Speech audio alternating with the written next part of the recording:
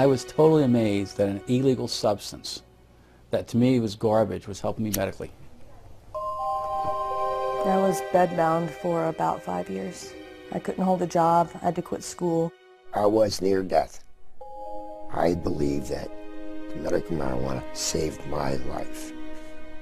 I see it as a kind of wonder drug of our time. What this really is the marijuana legalization lobby taking advantage of sick patients. Legitimate sick patients need legitimate medications. It's medicine. If it is a medicine, how come it is not regulated through medical fields? Never in my career did I find a chemical so ill-qualified to be defined as a pharmaceutical. I think the biggest problem is that you're talking about a highly impure substance. You get all this stuff that's floating around in marijuana. 488 substances, 66 cannabinoids. If you find a positive effect, then that justifies drilling down deeper and deeper to see where this positive effect is coming from. There's quite a bit of evidence that suggested that cannabis would be useful for a number of indications. Migraine and nausea and vomiting. Marijuana contains anti-inflammatory, antioxidant, and probably anti-cancer compounds. We found that cannabinoids can almost completely cure cancers in these mice. Do you think that there has been much of a conversation about the science? Not nearly enough. Not nearly enough. I think the political controversies have harmed the research side. You would think that our policies in this country should be driven by science, but I think for the most part they're not.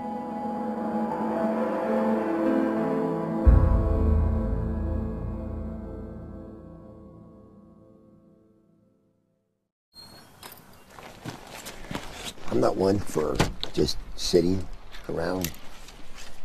I got to be out, and it's outdoor stuff. I'm not much for going to a gym to work out. My physical exercise, I have to be outdoors doing it. For Point Hatfield, the mountains and rivers of Montana have always been a certain kind of therapy. Running and river guiding in the summer and teaching backcountry skiing in the winter have helped him through life's many difficulties. But the greatest challenge of his life took the outdoors away from him. It was like 2 days after New Year's. It just dumped 2 feet of snow, and a group of us skied from Mammoth down to Gardner after work, and we went out for dinner. And when we were sitting having dinner, I just went like this, and there's a lump there. I had a radical neck disectomy. So they cut out this side of my neck. They took out the cleidosternomastus muscle and all the lymph nodes. But the cancer came back. 2 more tumors and another surgery later, it was clear Hatfield would have to endure chemotherapy and radiation. Chemo and radiation were horrible, literally horrible, because I was throwing up almost all day long, every day. I zapped every ounce of life I had in me, just about. I was just hanging on by a thread. Just like he used to, Hatfield turned to the outdoors for comfort, trying to ski a small hill in his backyard. So I got 2 runs of 2 turns in, and then that's all I could do, wipe me out. 2 days after that, I went cross-country skiing with my wife, and I was able to do about a mile. That's all I could do. I was exhausted. Then after the 3rd round of treatment, I couldn't do anything. Hatfield's athletic frame melted from 160 pounds of muscle to barely 124 pounds. I used to have 15-inch arms, biceps. They went down to 9 inches. I used to have thick legs. I'm skinny now. I'm not used to being skinny. Are there things that you know that kind of trigger your nausea and things like that? No, it just comes.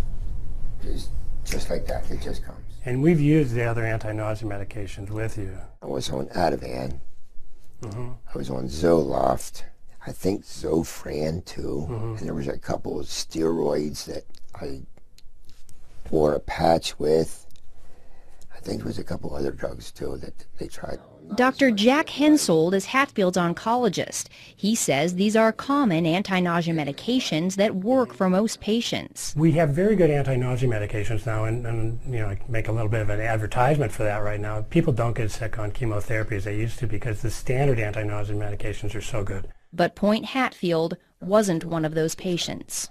They just did not work. Not at all? Not at all. Didn't alleviate anything. So what was the next step?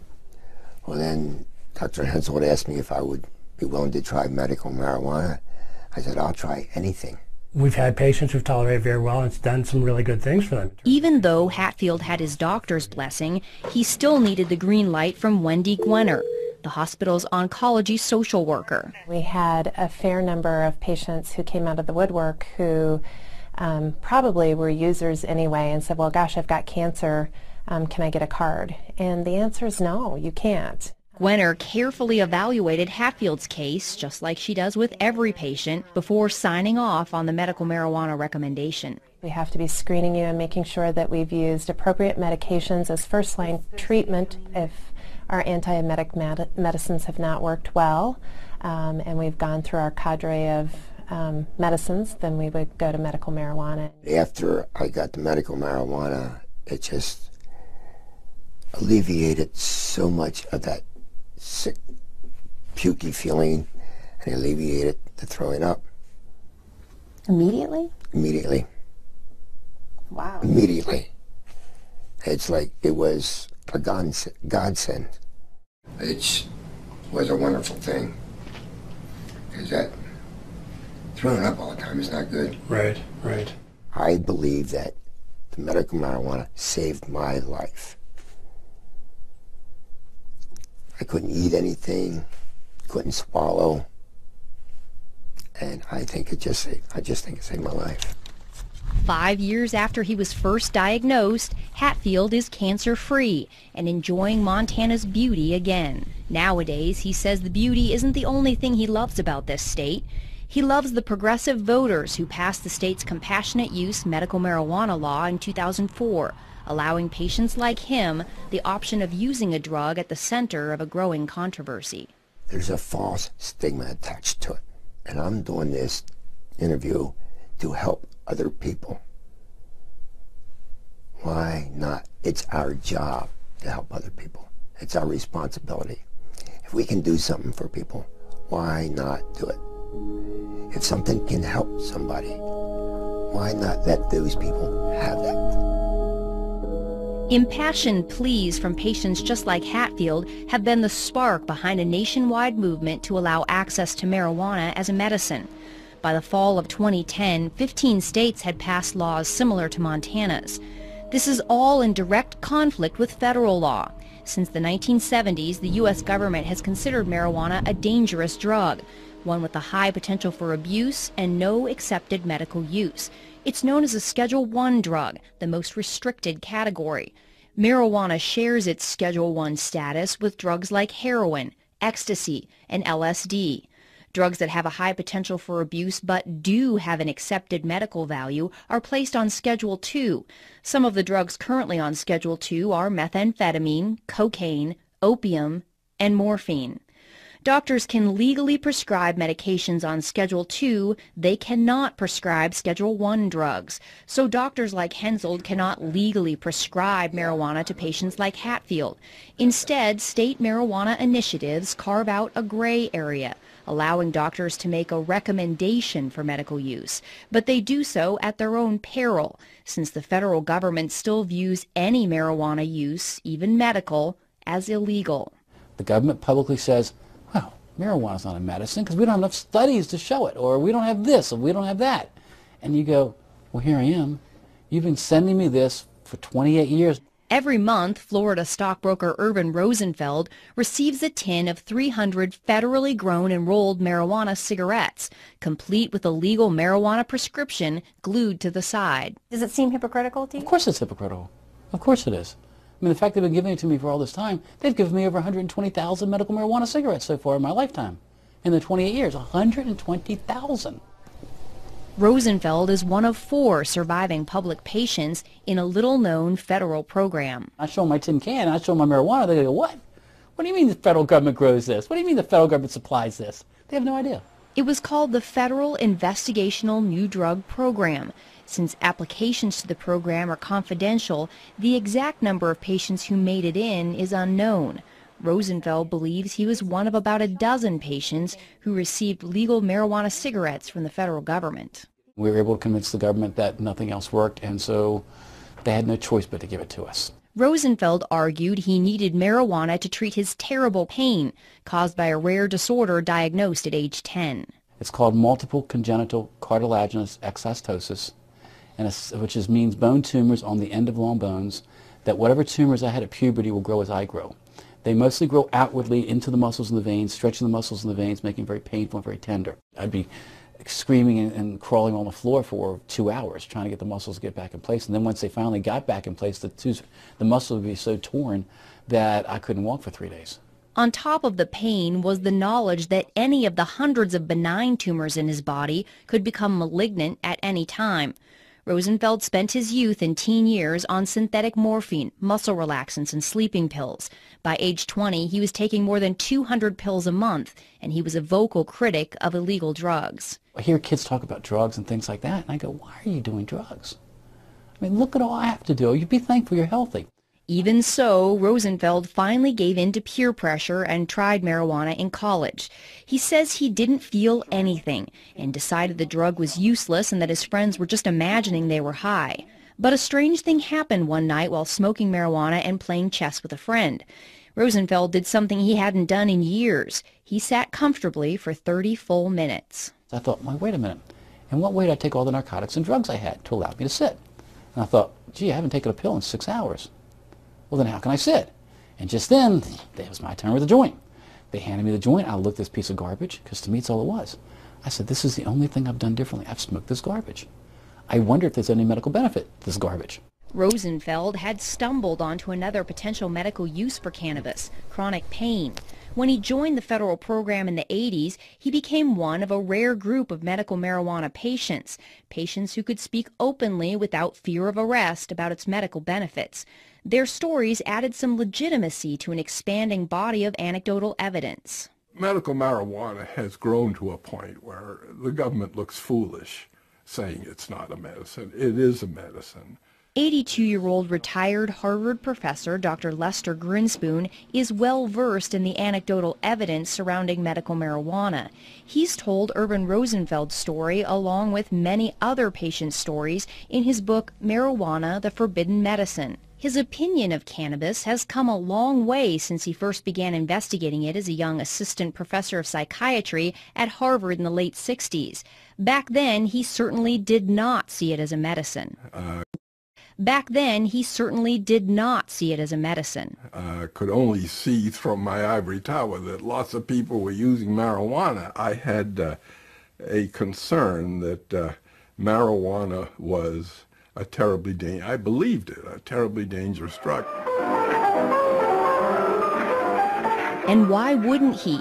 The 1930s era film Reefer Madness was a dramatic manifestation of government and media claims about the dangers of marijuana.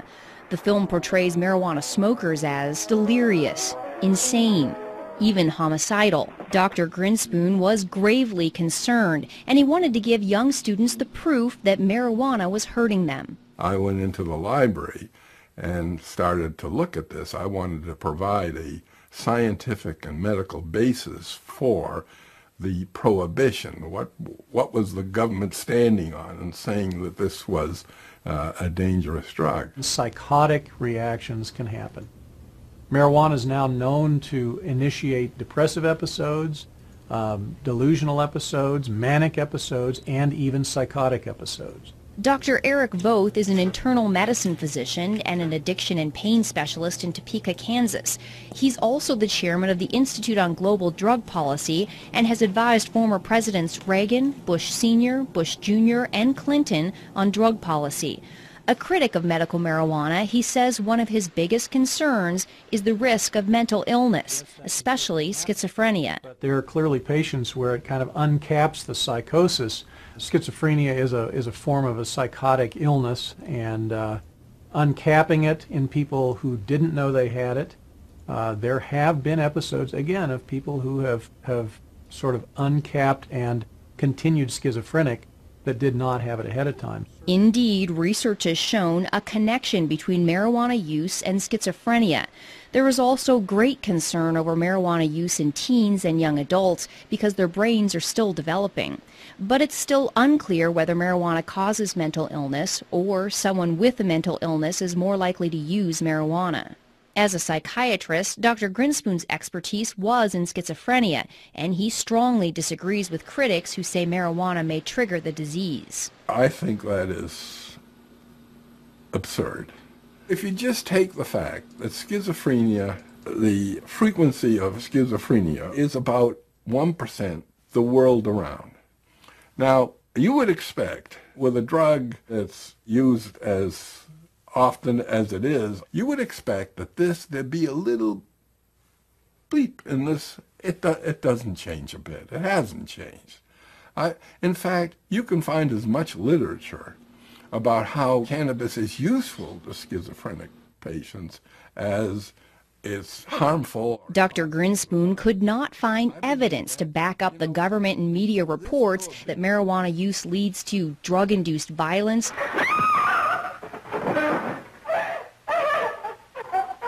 and incurable insanity. He is hopelessly and incurably insane, a condition caused by the drug marijuana to which he was addicted. This substance, the most harmful thing about it was not any inherent psychopharmacological property of the drug, but rather the way we as a society were treating the people who use this drug. It's been a medicine for about 3,000 years now. It only hasn't been a medicine in this country for 68 years. I say in the scheme of things, it's been a medicine a whole lot longer than it hasn't been. Dr. Donald Abrams is a professor of clinical medicine at the University of California, San Francisco, and an oncology physician at San Francisco General Hospital.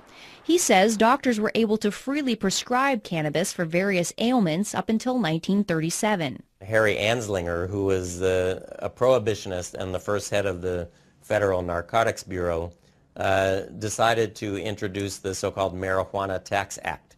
Physicians in the United States knew the medicine as cannabis, and by using marijuana, he sort of did an end run around the medical community. The act imposed a high tax on medical marijuana and such onerous registration and reporting requirements that it effectively banned its use as a medicine altogether.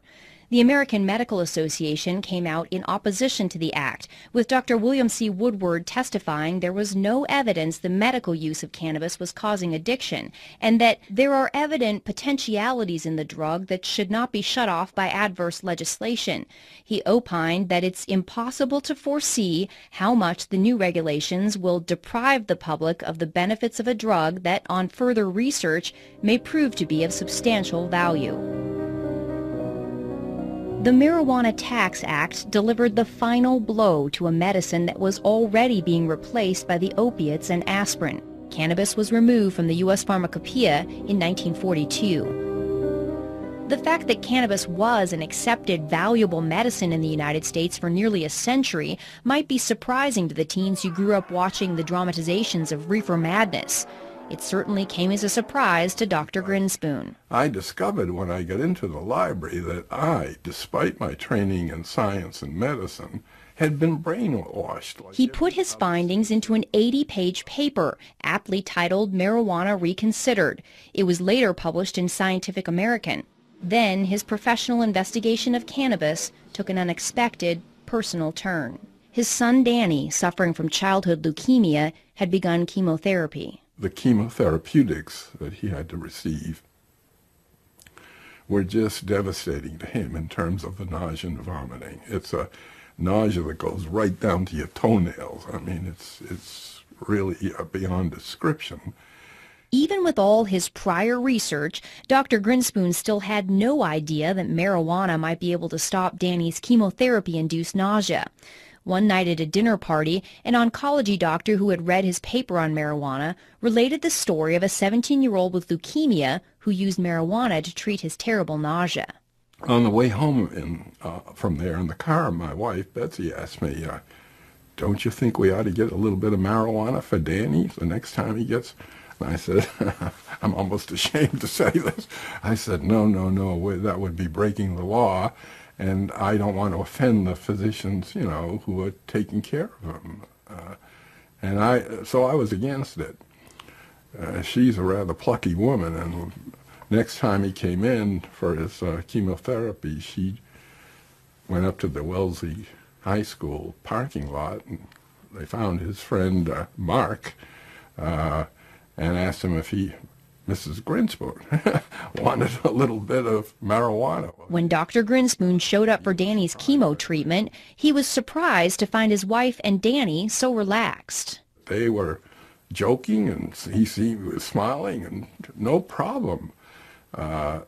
He got on the gurney, had the injection, and whereas before, with this particular chemo, he became nauseous, felt awful right away, and the race to get home before he started to vomit, and then in a bed with a bucket at his side there until it was just dry heaves. That day, he got off the gurney, he said, "Hey, Mom, there's a sub sandwich on Brookline Avenue, I noticed. Could we get a sub on the way home?" When he discovered Danny had smoked marijuana, Dr. Grinspoon was not angry. He was relieved. And I called the doctor, the attending who was taking care of him, and I said, you know, I'm not going to stand in his way doing this again. He said, don't. And don't have him do it in the parking lot. I want to see this myself. And so it went. He never had any difficulty with nausea and vomiting. With the further treatments for as long as he lived, he was free of that anxiety. And I can tell you, it was not only a relief for him, it was a relief for his parents and his siblings. It was a godsend. Not surprisingly, Dr. Grinspoon has become an ardent supporter of legalizing marijuana for medical use. People who suffer from these symptoms and syndromes, depending on just how serious they are, that's always accompanied by anxiety. And to take and artificially impose another level of anxiety, the anxiety involved in doing something which is illegal, for which you can be punished, is cruel. By the 1980s, scientific interest in cannabis had begun to catch up with the personal experiences. According to a 1982 United States Institute of Medicine report, Marijuana and Health, the preliminary research coupled with anecdotal evidence warranted a closer look at medicinal cannabis. The report also found that marijuana attacks diseases and symptoms differently than other drugs. This offered the tantalizing possibility for drug companies to develop new, novel drugs out of the chemicals in the marijuana plant. The Institute of Medicine called for more research on these chemicals, known as cannabinoids. Even with this encouragement, research on cannabis failed to flower. There aren't many scientists or clinical investigators who are particularly interested in doing research in medical marijuana because it's such a hassle. Marijuana's Schedule I status means Dr. Abrams has to get approval from more than a half dozen regulatory bodies before he can start a cannabis medical trial. There are so many roadblocks that you have to go through. Marijuana is an illegal substance that I think a lot of investigators and even organizations just don't want to get involved in something that is so controversial. Dr. Igor Grant is a professor of psychiatry and the director of the California-based Center for Medicinal Cannabis Research. He says not only is the research bureaucratically difficult, it's expensive, and financial backers are hard to find. You know, an ordinary investigator just does not have the time or resources to do this kind of work. I mean, you really need, you know, either federal or state funding or pharma funding, something to navigate this whole system. The center's research was funded by a $9 million grant from California taxpayers. The money allowed for a few legitimate small marijuana trials, including several done by Dr. Abrams, that confirmed what Rosenfeld was saying all along, that cannabis works on pain, especially pain that does not respond to opiates. All of them, to some extent or another, demonstrated that smoked marijuana is effective in this situation for which we really don't have very good treatments. I can say that the cannabinoids are almost certain to be useful in neuropathic pain based on the research that we've done.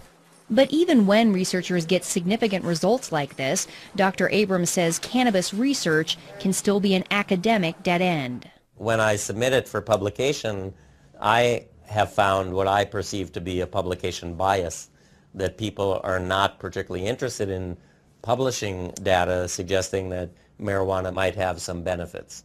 All of those things, I think, sort of dampen anybody's enthusiasm to take on medical marijuana research. And scientists are not getting much help from pharmaceutical companies either.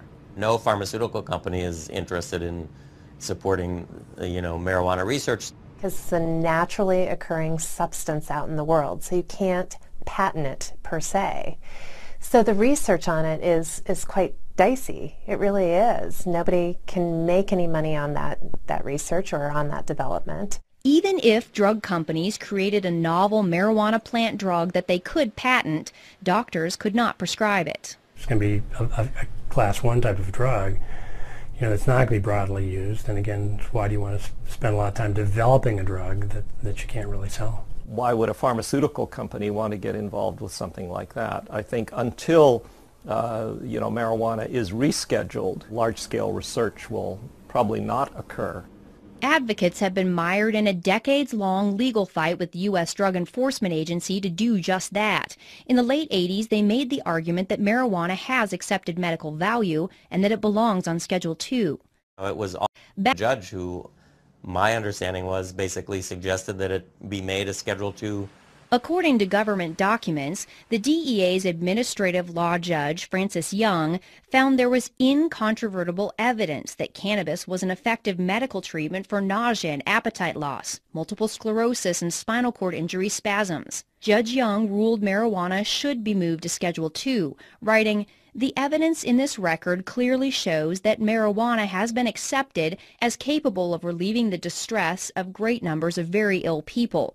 It would be unreasonable, arbitrary, and capricious for DEA to continue to stand between those sufferers and the benefits of this substance." For those who were concerned about marijuana's side effects, Young ruled that as a medicine under a doctor's supervision, marijuana in its natural form is one of the safest therapeutically active substances known to man. The DEA and other federal agencies disagreed. They overruled Judge Young's decision and kept marijuana on Schedule I. But the ruling did add to growing pressure on the U.S. government to go beyond its own compassionate use program and make marijuana legally available as a medicine. The answer? Provide a pill that can do what the plant does. For years, the government had been sponsoring and funding research to put the active ingredient in marijuana, THC, into a capsule form. Known as dronabinol or Marinol, the drug is a synthetic version of THC created in the laboratory. Since it did not come directly from the plant, the DEA placed it on Schedule II. They wanted to have an answer to people like me. There is a medicine out there that people can buy. They don't have to use herbal marijuana. Dr. Grinspoon says the problem is Marinol does not work as well as marijuana. You take people who have used both herbal marijuana, smoked it or ingested it, and Marinol or dronabinol. Every time, never an exception. Oh, I much prefer herbal marijuana. It was my experience when AIDS patients first started taking dronabinol back in 1992 that they didn't like it. The absorption when taken orally of THC is very variable and low. The gut only absorbs 12%, plus or minus a few percent depending on the individual. The problem with taking it through the gut, you have to wait for an hour and a half to 2 hours to know whether you're getting relief from the pain or the nausea or whatever it is you're trying to relieve. How does Marinol compare in all this? I was talking earlier. I mean, do you feel like it's as effective as the plant or no? No.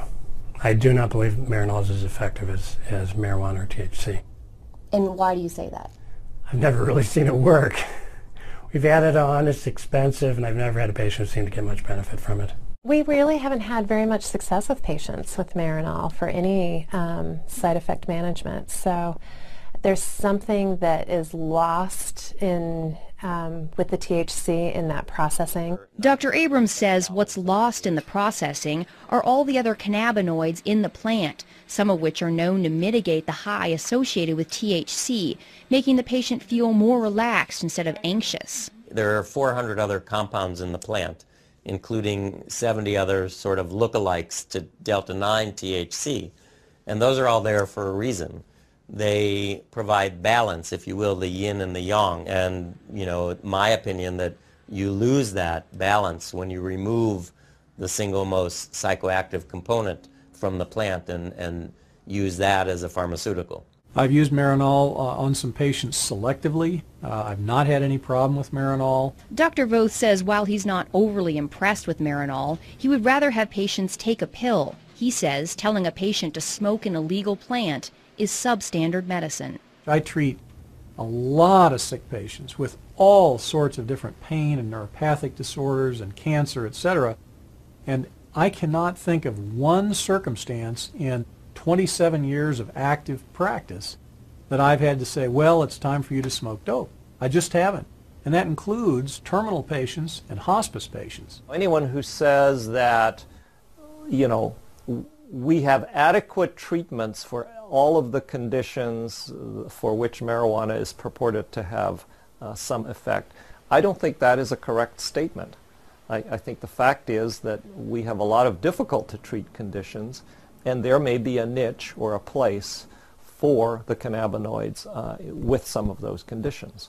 Oncology social worker Wendy Gwenner agrees. She's personally seen patients who don't get adequate relief from the anti-nausea drugs. And when it comes to getting patients to eat, it is far and away the best medication that we have for chronic wasting and for increasing appetite in cancer patients.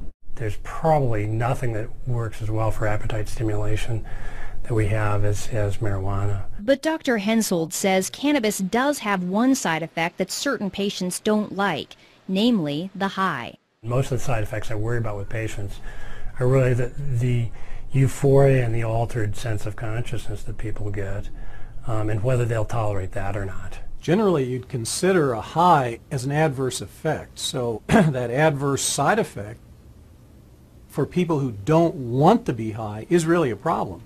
For other patients, though, the high could be part of the therapeutic effect. A 1999 U.S. Institute of Medicine report on marijuana found the drug's anti-anxiety and sedative effects could be a benefit. I can't convince myself that the psychoactive part doesn't play a part. If they feel good, that's terrific. But does feeling good lead to addiction? Absolutely. Marijuana is habituating, addictive, whatever you want to call it. Dr. Voth says marijuana has about the same addictive potential as alcohol. The 1999 government report found marijuana was slightly less addictive than alcohol, with 9% of all users experiencing addiction. And marijuana does not have the extreme physical withdrawal symptoms that alcohol and other drugs do. Potential for withdrawal is really minimal because the cannabinoids are stored in fat, so that if you stop using marijuana abruptly, it still leaches out from fat over a number of days, so you don't get a precipitous withdrawal. Regardless of the mild withdrawal symptoms, Dr. Voth believes marijuana's side effects and its addictive potential are just a few of the factors that make it unattractive for drug companies to research. I think it's very unlikely that marijuana will ever make it through the FDA. It's the fact that you're smoking dope, that you're smoking a plant. You're smoking something with 488 substances in it. So there's the rub. Schedule 1 is a side issue. It may chill things a little, but it's really that you're looking at smoking dope as a medication. Dr. Voth is not the only one concerned about smoking. The 1999 Institute of Medicine report says smoked marijuana is a crude THC delivery system that also delivers harmful substances. There's a lot of things that have hit the literature that have talked about head and neck tumors, for instance, oral tumors, lung cancers even. The Institute of Medicine found that marijuana smoke can deposit up to 4 times the amount of tar in the lungs of a cannabis smoker as a tobacco smoker. Studies have also shown that marijuana smoke contains higher concentrations of the same carcinogens found in cigarette smoke. While scientists are concerned these factors may lead to lung cancer, they still have not found definitive proof, and patient Point Hatfield says smoking is worth the risk. The thing about smoking the marijuana is it's immediate. You don't wait 20 minutes or half an hour or whatever. It's immediate. And for me, immediate relief was a blessing. When you smoke cannabis, by the way, the peak concentration in the bloodstream occurs in 2.5 minutes. When it goes through your lungs, it goes into the right side of the heart, into the left side of the heart, and then right up to the brain. Most people prefer the inhalation method because they can better titrate when the effect comes on, how long it lasts. Dr. Grant says until someone comes up with a fast-acting inhaler, smoking may be their best option. I'm not sort of in the camp of people who say, well, I grant you marijuana may work, but it's absolutely unacceptable because it's smoked. I don't think that's right. Do you worry about patients smoking? I don't. I look at the cost benefit. The cost of having untreated cancer would be far outweigh whatever carcinogens might be introduced to the lungs. Even Irvin Rosenfeld, a patient who smokes 10 to 20 marijuana cigarettes a day, doesn't waste any time worrying about the smoke. No. Why not? First of all, I have over 200 tumors in my body that could go malignant. I should live so long as to die of lung cancer. Okay. A 2006 lung cancer study funded by the National Institute on Drug Abuse gives Rosenfeld even more to smile about. Researchers unexpectedly found that chronic, heavy marijuana smokers not only had no increased risk of developing lung cancer, but they actually had a decreased risk. Marijuana contains anti-inflammatory, antioxidant, and probably anti-cancer compounds in it. This is where the complexity of the plant is both a blessing and a curse. With dozens of cannabinoids and hundreds of other compounds, it's difficult to pinpoint the source of the beneficial effects found in the smoking study. There are challenges in doing research on something that has, 150 different chemicals in it. Critic Dr. Eric Voth believes the true medical potential of cannabis lies in targeting some of those chemicals, not smoking the entire plant. There are elements in the cannabinoids and various cannabinoids that have a lot of positive effect and very little addictive or high causing effects. Scientists have managed to isolate and focus attention on one of those. It's called cannabidiol, and next to THC, it's one of the most abundant cannabinoids in the plant. CBD is cannabidiol, which is another cannabinoid like the main psychoactive ingredient, but instead of getting people high, CBD seems to be a very potent anti-inflammatory and analgesic. So it relieves pain and decreases inflammation. But what I'll do... Judge anti-inflammatory and analgesic. So it relieves pain and decreases inflammation. But what I'll do is I'll just kind of put the stove on low. I'll spoon out a little bit of the canna butter, about that much as a dose is worth for the night. And I'll put it into the pan and just let it melt down. CBDs seem to help my seizures. I'm not using it to get any psychological effects off of it. I'm just eating the butter raw with bread, so warmed up. And how often do you take that? Once a day, twice a day? At night right before bed.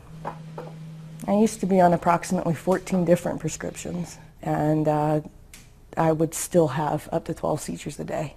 I used to have to take 2 handfuls of pills, no more. While this 27-year-old epilepsy patient is relieved to be taking medical marijuana, she's considerably more anxious about showing her face and has requested we conceal her identity. Why do you not want to show your face? I am not comfortable showing my face because of all the discrimination that has already happened. She says both she and her husband have lost jobs when she spoke openly about her use of marijuana as a medicine. But the fact of the matter is, somebody has to speak up or nobody will hear these stories. She chose to tell us her story in her artist's studio. Here she creates much happier works than she did even a few years ago, when her self-portraits plainly showed the toll epilepsy had taken since she was diagnosed at 15. I've taken pretty much every anti-epileptic on the market, and some with a little bit more success than others. Some of the medicines I was on had nothing to do with epilepsy, and the doctors put me on them to help me sleep or to help with my anxiety issues. The seizures were so bad I needed to be sedated heavily to sleep. The depression gets worse the more you're sedated.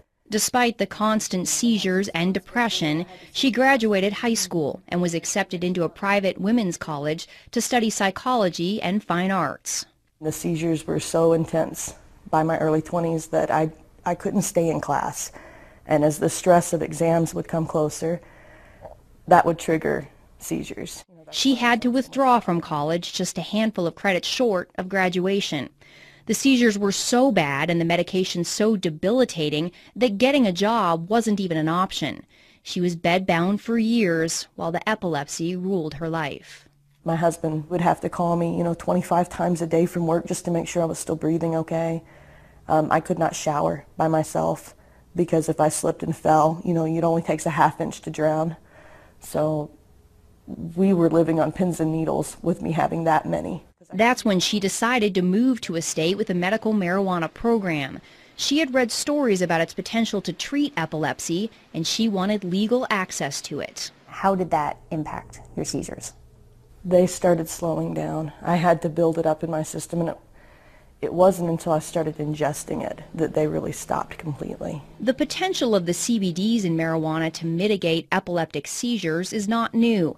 Scientists who put together the 1982 U.S. Institute of Medicine report found substantial evidence from animal studies to indicate that cannabinoids are effective in blocking seizures and that there is strong support for further investigation into the utility of CBD in human epilepsy.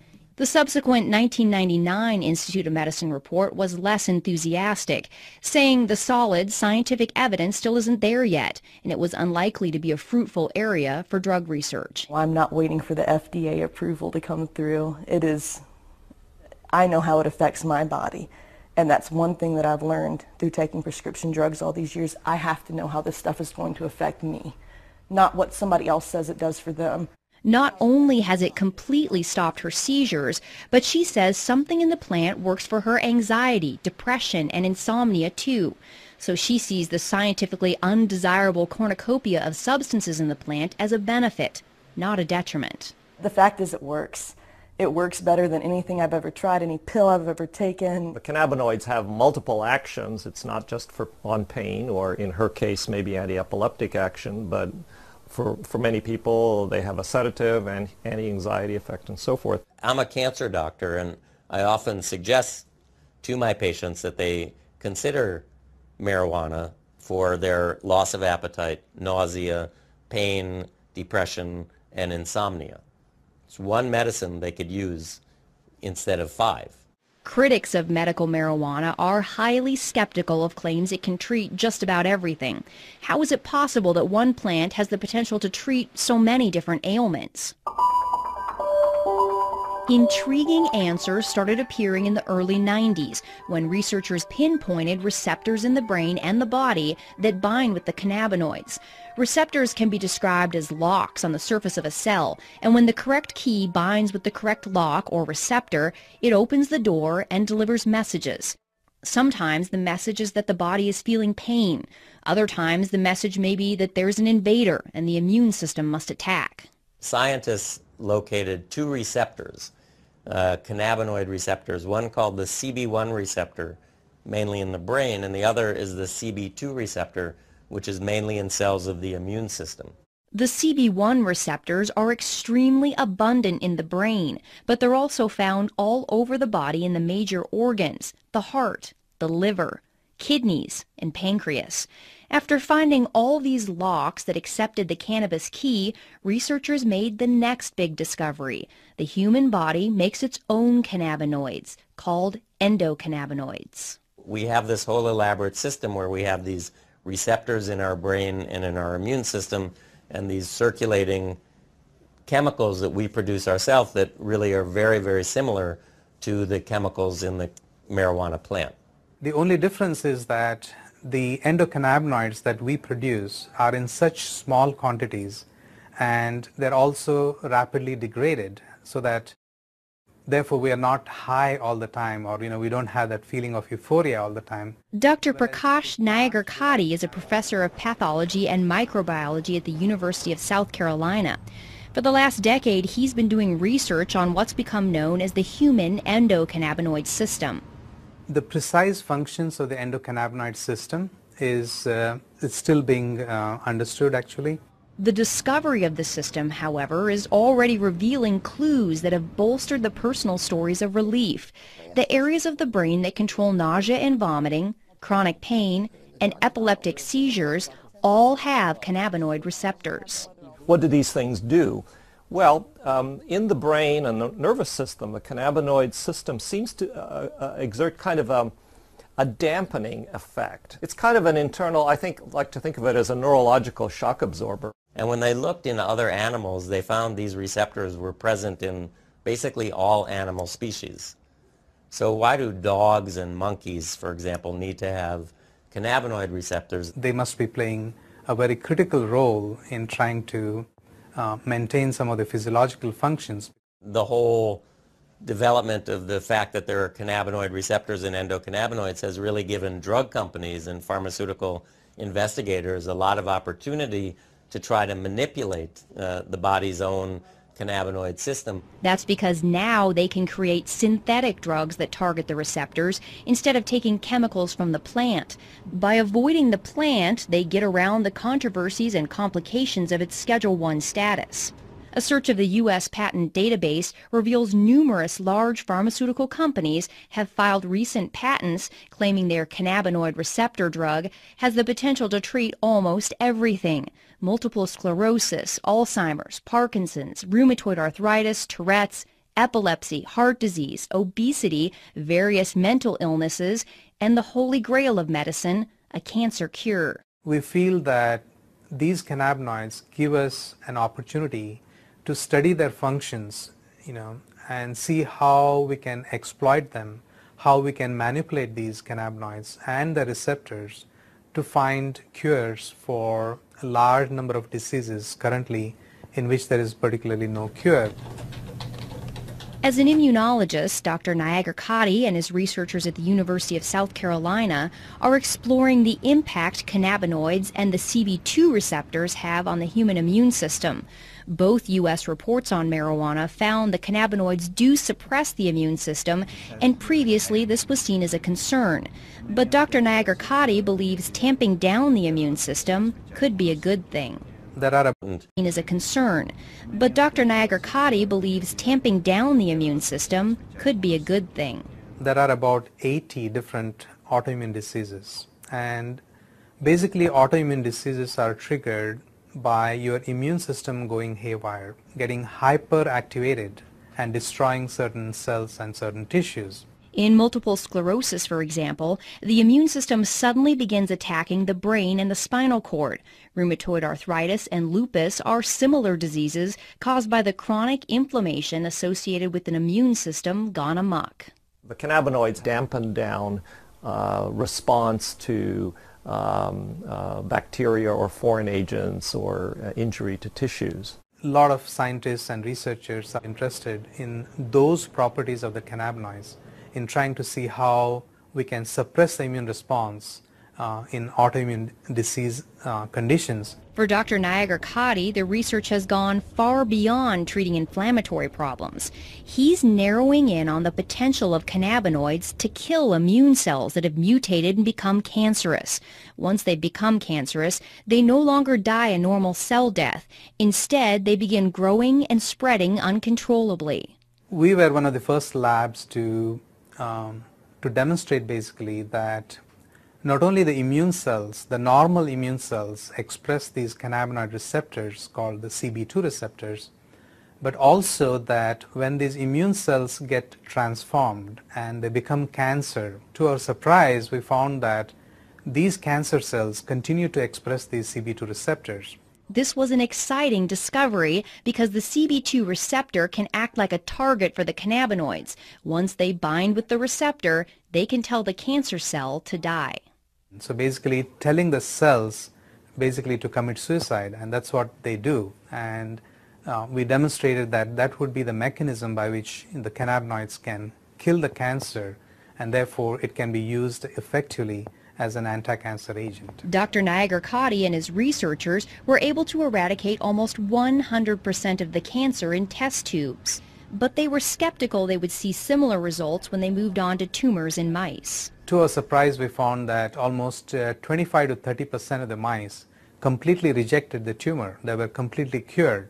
And in addition, we found that the remaining mice also, there was a significant reduction in the volume or the size of the tumors as well. The lab results have been so promising that Dr. Nagar-Katti is beginning clinical trials with leukemia patients. There's no doubt in his mind that the cannabinoids, either from the plant or lab created, will play a major role in medicine in the future. I feel that in the next 5 or 10 years, there is going to be exponential growth in cannabinoid research. It's an area where both the critics and the advocates agree. Scientists are now well on their way to developing medicines based on the cannabinoids. It begs the question, however, will modern medicine eventually make the marijuana plant obsolete? No, it will not. In fact, it will only enhance it. Okay, because now it's more proof that the plant really does work. Okay, and instead of spending $600 a month on buying the pharmaceutical drug, I can grow my own plants. I don't want them to ever take the choice away, because I don't know how long it's going to be before they really find out exactly what is working for me or for others. And right now, having the raw plant available is the best solution, because you have all of it there. You don't have just what they've isolated, just what they've decided is important now. Let's keep it in the corridors of science. Let's keep it in the FDA. Let's do what needs to be done, which is careful, longitudinal, placebo-controlled, crossover, head-to-head studies, and see where it falls out. But let's deliver what's really medicine. That is the individual cannabinoids. They may come across some things that are better than herbal marijuana for one thing or another, and good luck to them. I'd love that. But I never want to see compromised the capacity of people to use herbal marijuana, whether it's because the drug that they've come up with is much more expensive, or it doesn't do as well, or whatever the reason. That people should always have herbal marijuana available to them without any constraints from the law. Patients say for now the question is irrelevant. Science has not yet given them the opportunity to choose between an effective pill or the plant. This is something where I have no other medical alternative to treat this condition. I have exhausted all of modern medicine's alternatives, and they have really screwed my body up. She says cannabis has allowed her to hold down 2 jobs and make plans to go back to school and finish those last credits. There is so much promise now where there was none before. Without the 10 to 12 cannabis cigarettes a day, I would not be working. I most likely would be on disability. I'd be homebound, and I'd be a drain on society versus a productive member of society. The federal program that allows Irvin Rosenfeld to legally use marijuana for chronic pain was shut down in 1992. Today, he's one of a few living patients who were grandfathered in and still receive marijuana every month, courtesy of the U.S. taxpayer. Point Hatfield believes he will never gain back the muscle he lost during his cancer fight, but he got his life back. And he thinks people should not underestimate this plant just because it doesn't come with a prescription. It's medicine. It's medicine just like aspirin is, or Zoloft, Ativan. It's a medicine. Marijuana is here to stay. It is certainly here to stay as a medicine. Dr. Grinspoon says the social stigma surrounding marijuana has damaged the medical research for too long. Today, he's on the advisory board for the marijuana advocacy group NORML, because he believes the only way marijuana will reach its true medical potential is if it's fully legalized. He's felt this way since the 70s, when he predicted the medical promise of cannabis would lead to a repeal of the prohibition in less than a decade. For years, I waited for my prophecy to come true. And I despaired that I would never see it in my lifetime. And I'm 82 and I have cancer now, so I'm not sure I will, but at least I'm seeing, this boat was dead in the water for all the years I was running around testifying, so forth. Nothing. And now, since medical marijuana, wow, are we making progress. Well, you're going straight to the heart of the issue, which really is the medical excuse movement is a means to get the camel's nose under the tent. The folks that are pushing the medical excuse movement really come from the medical legalization movement. I think it's not helpful to brand people's motivations. It may be the case that there are some people out there who really are trying to legalize marijuana under the cloak of medicine. I don't happen to be one of them. I'm more interested in seeing if there is a medical indication here, and if there is, I think it is a social responsibility to provide that for people who are suffering. The scientists are not here to make like policy decisions, but our goal is to find out the truth. To that end, the American Medical Association and the American College of Physicians have taken positions that marijuana should be moved off of Schedule I to make research on the cannabinoids easier. We who are involved in the science sort of wish that science would become more of a dominant driver in the messaging, as opposed to politics, religion, and ignorance and fear.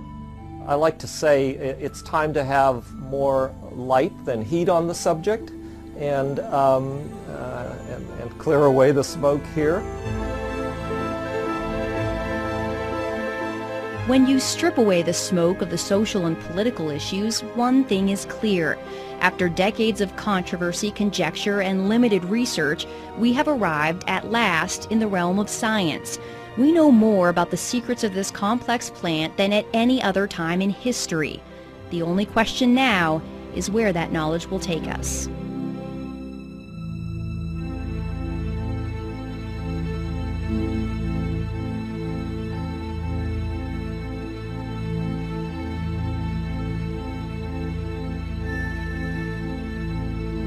Support for this program was made possible by the Friends of Montana PBS and the University